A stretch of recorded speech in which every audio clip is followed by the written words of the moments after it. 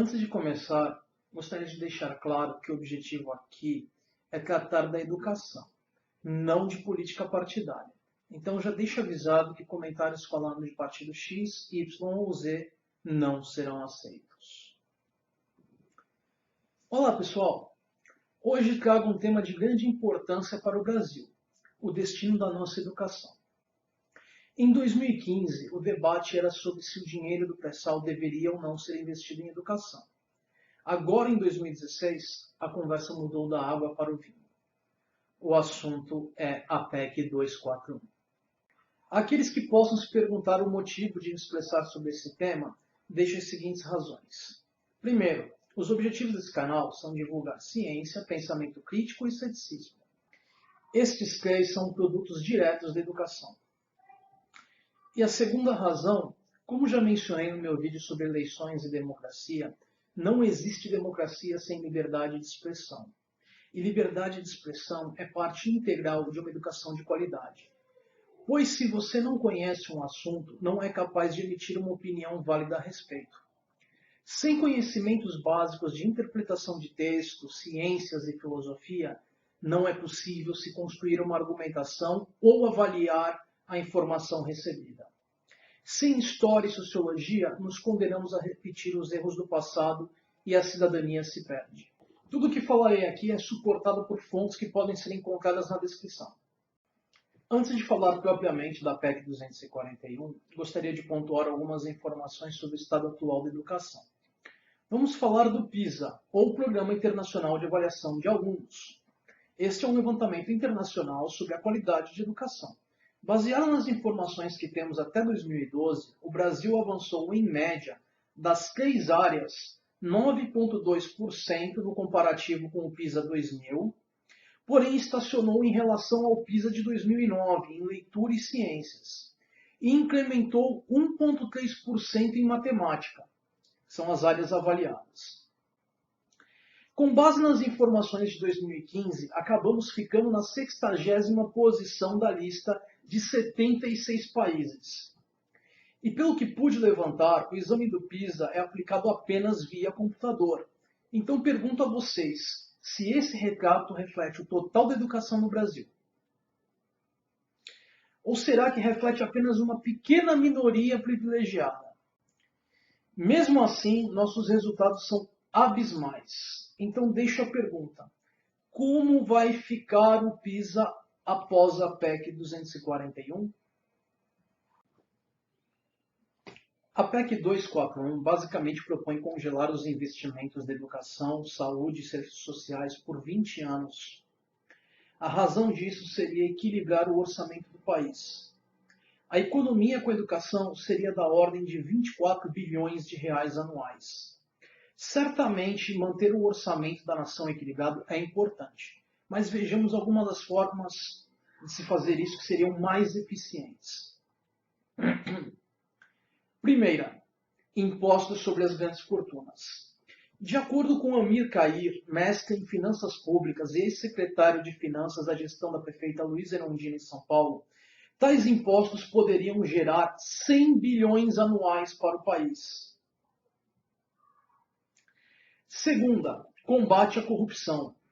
Se usarmos os valores mais modestos das fontes disponíveis, a corrupção no Brasil custa de 50,8 bilhões até 84,5 bilhões de reais anuais ao Brasil.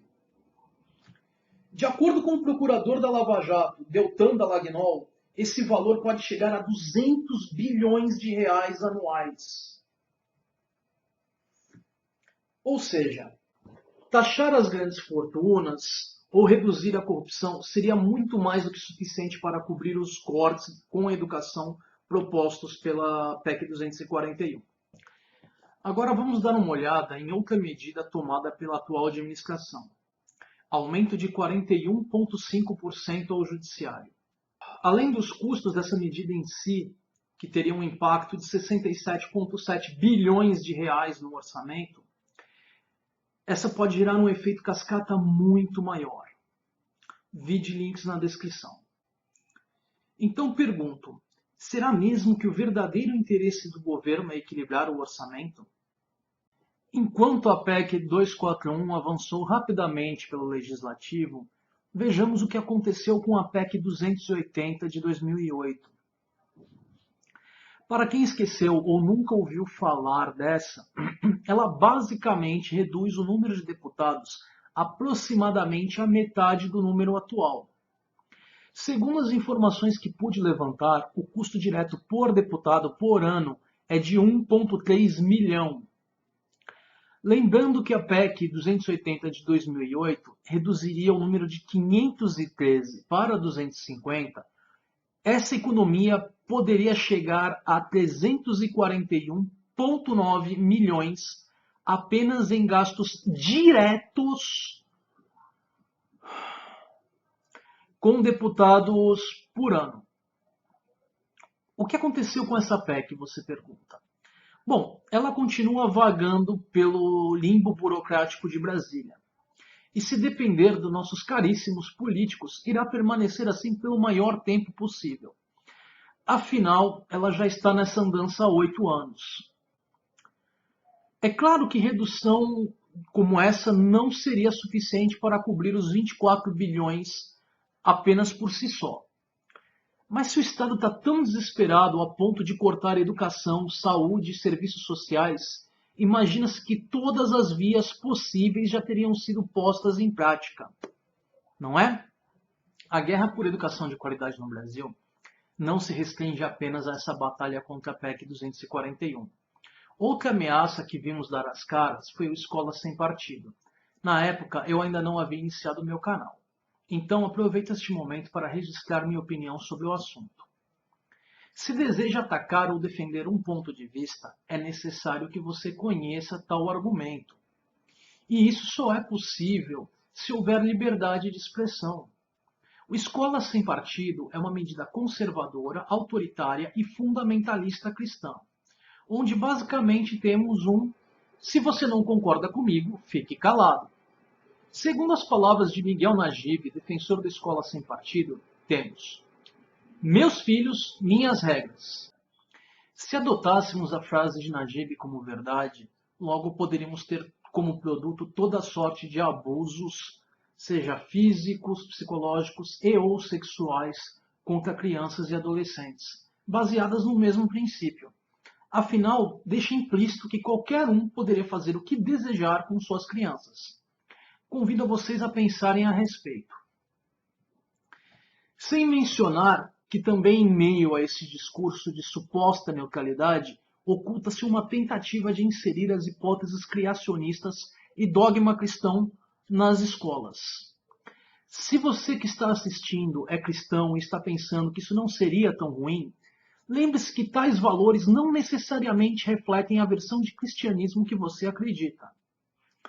Sem falar de que é uma tentativa de se colocar criacionismos e geocentrismo no mesmo patamar do conhecimento científico.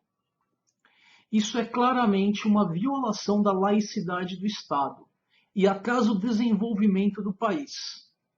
E se você é daqueles que pensa que isso é papo de ateu e ou comunista, procure dar uma olhada nos Estados Unidos e o que eles pensam sobre separação do Estado e crenças religiosas, principalmente no que se refere à educação.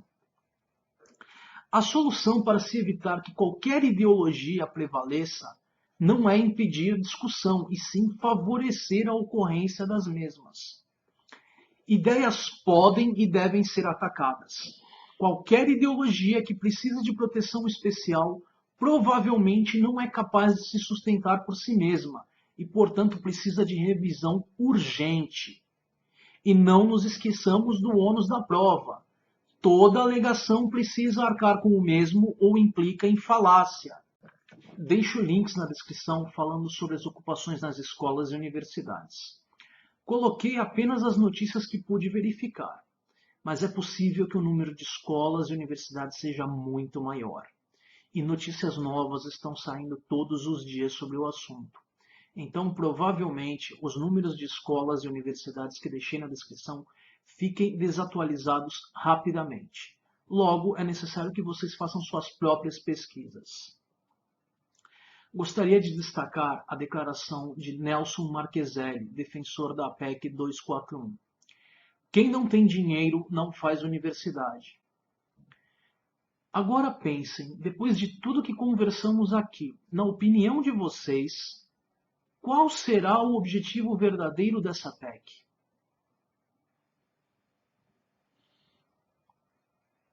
Não mencionei muito de saúde e serviços sociais, pois não consegui fontes que falassem dos números envolvidos nessas áreas.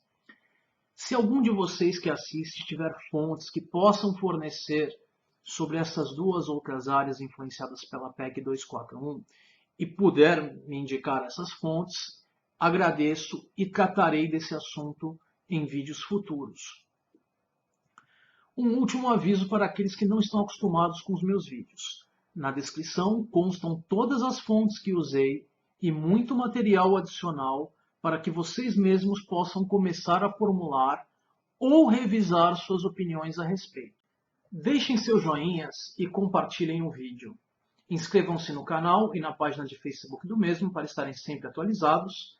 Vídeos novos todas as segundas-feiras. Desejo a todos vocês, e especialmente a todos os professores e estudantes, vida longa e próspera. Deixo agora um pequeno bônus com o autor da PEC 280 e uma citação. Até mais.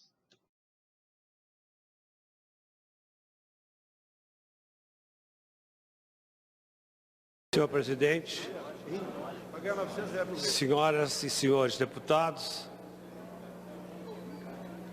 meus queridos brasileiros que aqui estão assistindo o nosso trabalho.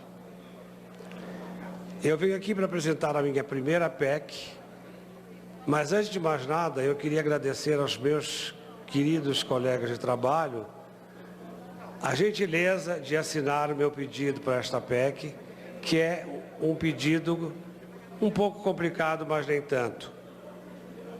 Na verdade, eu gostaria mais de falar para vocês que estão em casa, as pessoas que estão vendo a TV, do que praticamente aqui. Aqui todos sabem, eu tive 200 assinaturas para uma proposta que não parece complicada para quem não entende o que significa um país e que não tem amor por seu povo, parece complicada. Mas quem tem amor pelo seu povo entende que despesas públicas têm que ser diminuídas, têm que ser cortadas, haja o que houver.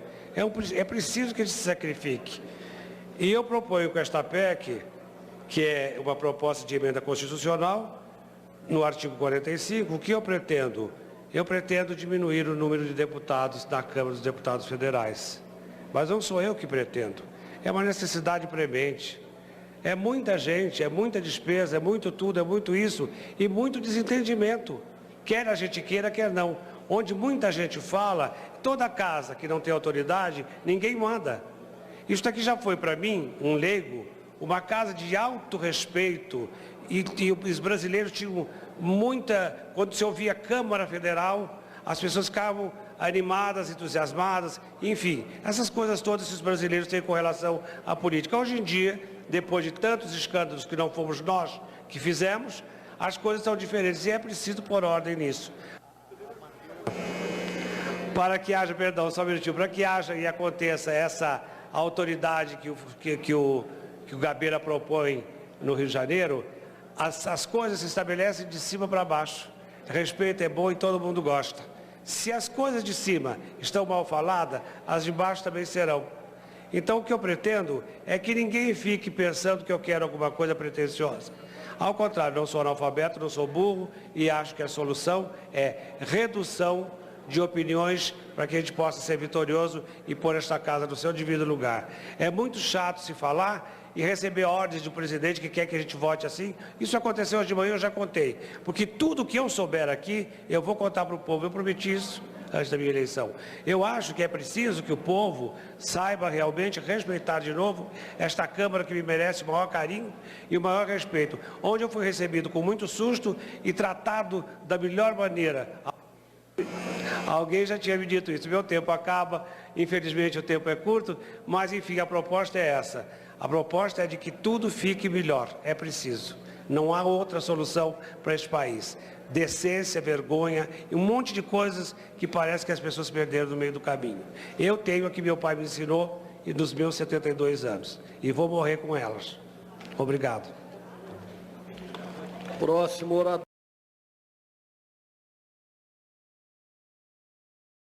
Senhor presidente, senhoras e senhores deputados, meus queridos brasileiros que aqui estão assistindo o nosso trabalho. Eu venho aqui para apresentar a minha primeira PEC, mas antes de mais nada eu queria agradecer aos meus queridos colegas de trabalho a gentileza de assinar o meu pedido para esta PEC, que é um pedido um pouco complicado, mas nem tanto. Na verdade, eu gostaria mais de falar para vocês que estão em casa, as pessoas que estão vendo a TV, do que praticamente aqui. Aqui todos sabem, eu tive 200 assinaturas para uma proposta que não parece complicada para quem não entende o que significa um país e que não tem amor por seu povo, parece complicada. Mas quem tem amor pelo seu povo entende que despesas públicas têm que ser diminuídas, têm que ser cortadas, haja o que houver. É preciso que a gente se sacrifique. E eu proponho com esta PEC, que é uma proposta de emenda constitucional, no artigo 45, o que eu pretendo? Eu pretendo diminuir o número de deputados na Câmara dos Deputados Federais. Mas não sou eu que pretendo. É uma necessidade premente.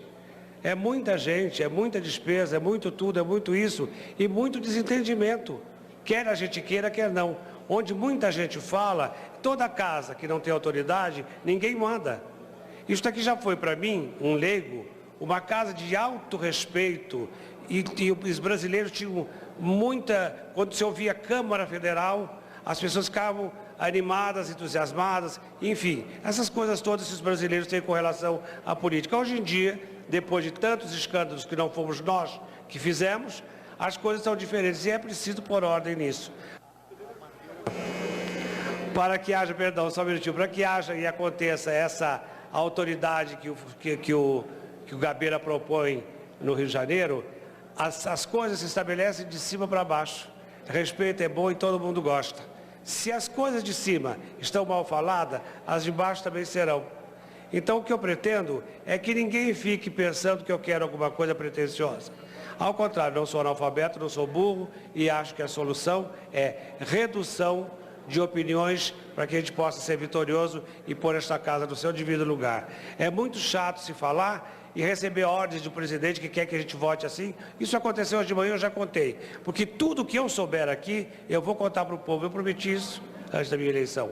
Eu acho que é preciso que o povo saiba realmente respeitar de novo esta Câmara que me merece o maior carinho e o maior respeito. Onde eu fui recebido com muito susto e tratado da melhor maneira.